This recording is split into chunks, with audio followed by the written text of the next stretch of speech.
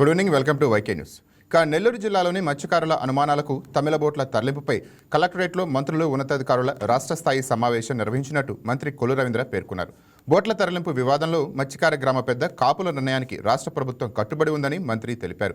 జువెలిదనలో బోట్లు మిస్ అవడంపై ప్రభుత్వం సీరియస్గా తీసుకుందని సీఎం చంద్రబాబు నాయుడు ఈ ఘటనపై ఒక టీంని నియమించారని మంత్రి తెలిపారు. కేంద్ర రాష్ట్ర ప్రభుత్వ పథకాలు మత్స్యకారులకి అందేలా చూస్తామని అన్నారు. బోట్ల మిస్సింగ్ వ్యవహారంలో మత్స్యకారులు ఏ నిర్ణయం తీసుకున్నా ప్రభుత్వ సహకారం ఉంటుందని అన్నారు. భవిష్యత్తులో మత్స్యకారుల శాశ్వత పరిష్కారం దిశగా ప్రభుత్వం పనిచేస్తుందంటున్న మంత్రి కొల్లు రవీంద్రతో మా special correspondent Nagateja face to face.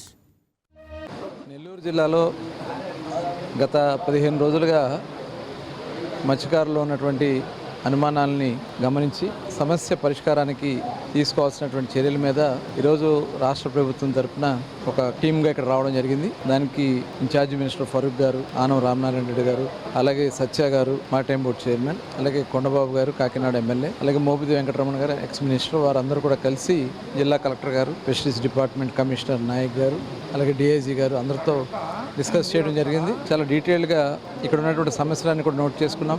ఇక్కడ ఉన్నటువంటి తమిళనాడు బోట్లకిను ఆంధ్ర బోర్డర్లో ఉన్నటువంటి సమస్య మీద కొంత ఆందోళన ఉంది. దానికి స్థానికంగా ఇక్కడ బోట్స్ కొన్ని ఐడెంటిఫై చేసి ఇమీడియట్గా ఒక టాస్క్ ఫోర్స్ టీమ్ని ఏర్పాటు చేసి అవి రాకుండా కంట్రోల్ చేయటం. ఇదే కాకుండా భవిష్యత్తులో శాశ్వత పరిష్కారం చేయడానికి కూడా కొన్ని వాళ్ళ నిర్ణయాలు చెప్పడం జరిగింది. అవన్నీ కూడా నోట్ చేసుకున్నాం. ఇక్కడ పులికాట్ సరస్సు సమస్య కానీ, అలాగే కొన్ని ఫిషింగ్ హార్బర్లు, జట్టీలు, కృష్ణపట్నం జట్టి, ఇవన్నీ కూడా చెప్పారు. ఇవన్నీ కూడా నోట్ చేసుకున్నాం. త్వరలోనే ఈ ప్రభుత్వం మత్స్యకారులకి కట్టుబడి ఉందనేది క్లారిటీగా చెప్తా ఉన్నాం. గ్రామస్తులు ఏ నిర్ణయం తీసుకున్నా ఆ నిర్ణయం ప్రకారం ప్రభుత్వం కూడా వారికి సహకరించడానికి సిద్ధంగా ఉందని మరొకసారి తెలియజేసుకుంటూ భవిష్యత్తులో ఇలాంటి సమస్యలు రాకుండా శాశ్వత పరిష్కారాలకి అటు గవర్నమెంట్ ఆఫ్ ఇండియా నుంచి అలాగే తమిళనాడు గవర్నమెంట్ నుంచి కూడా డిస్కస్ చేసుకుని ప్రభుత్వం క్లారిటీతో ముందుకెళ్లాలని చెప్పి నిర్ణయించుకోవడం జరిగింది.